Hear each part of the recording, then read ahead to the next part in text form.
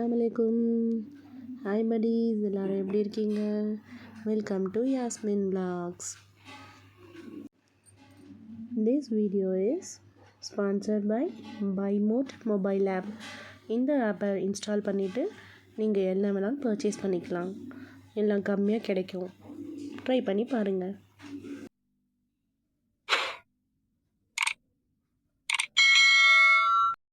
இன்றைக்கி நம்ம சேனலில் தண்ணியினுடைய சுன்னத் தான் பார்க்க போகிறோம்.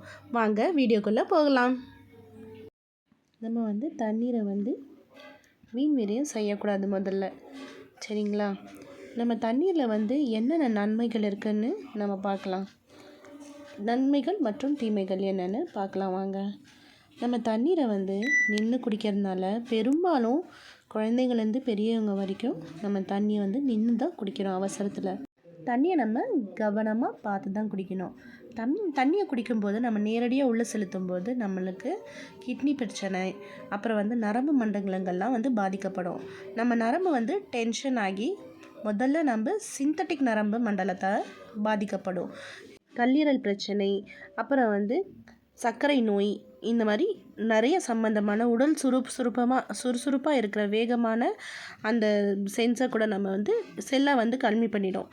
இந்த மாதிரி தண்ணீர் குடிக்கிறதுனால நின்று கொண்டே ஹெர்னியா ப்ராப்ளம், அது மட்டும் இல்லாமல் நம்ம காதுக்கு செல்கிற அந்த நரம்பு மண்டலம் கூட பாதிக்கப்படுமா. அது மட்டும் இல்லாமல் அடிவயிற்று ரொம்ப வலி எடுத்து நம்ம ரொம்ப பெரிய பாதிப்புலாம் ஏற்படுத்தும். இந்த யூரின் போகிறப்போ சிலருக்கு எரிச்சல் அந்த மாதிரிலாம் கூட எடுக்கும்ல, அதனால் தண்ணியை உட்காந்து 3 மூச்சு விட்டு பொறுமையாக குடிங்க. சிலருக்கு 6 லிட்டர் தண்ணி குடித்தாதான் நல்லது அப்படின்லாம் சொல்லுவாங்க சிலர்.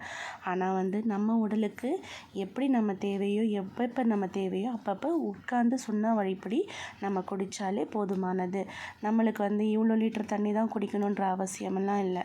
நம்ம உடல் எவ்வளோ, சிலருக்கு உள்ளமாக இருப்பாங்க, ஹைட்டாக இருப்பாங்க, அவங்களுக்கு ஏற்ற மாதிரி தான் நம்ம தண்ணியை உபயோகிக்கணும். நம்ம தண்ணியை உட்காந்து இந்த மாதிரி மூச்சு விட்டு வாய் வச்சு குடித்தாதான் தண்ணி ரொம்ப நல்லது.